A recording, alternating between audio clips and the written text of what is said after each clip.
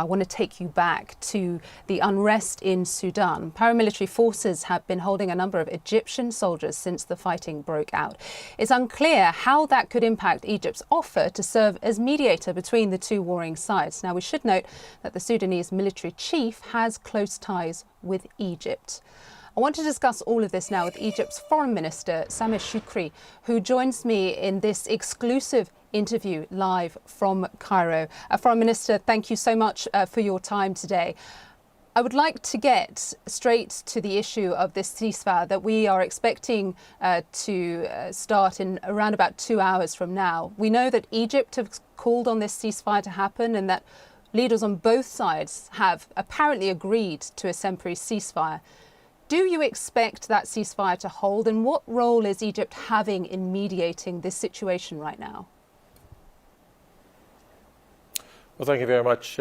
Egypt has been in direct communications with both parties, encouraging for restraint, for cessation of military activity, and the return to dialogue.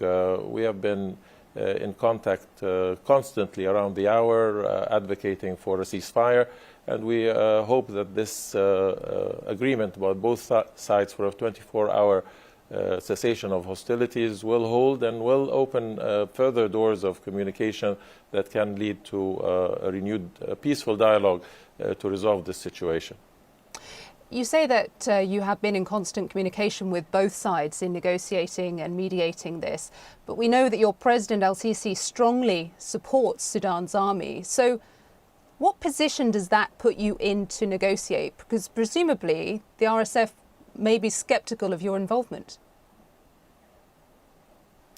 Our relations with Sudan have been a traditional and historic relationship with all of the various political entities in Sudan. At the same time, I think the President was very clear yesterday when he made the statement about the nature of this conflict, which is an internal one, and thereby we maintain impartiality and total commitment to the best conditions for the Sudanese people, and certainly the escalating violence and the impact both on military and civilian casualties is something of great concern to us. Again, it is the best interests of Sudan and its population that drives us, and we continue to do so with the best of our abilities.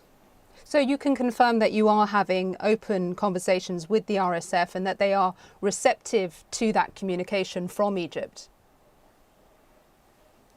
We are communicating with all who have influence in this issue, whether it is the Sudanese army or the rapid deployment forces, and we hope that they will take heed with our appeals for calm, for restraint, and for a cessation of hostilities. We know that the civilian population, while all of this players are essentially being taken hostage to this power struggle. What is your assessment of the situation on the ground right now? Does either side appear to have the upper hand at this point?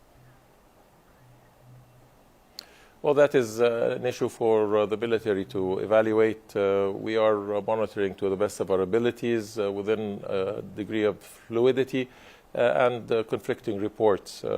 But again, what we highlight is the importance of a ceasefire and maintaining the best interest of the Sudanese people, avoiding further casualties, and opening dialogue for a peaceful settlement of this dispute, and again indicating its internal nature and the need for all foreign interest and influence to restrain itself and not to further aggravate the situation.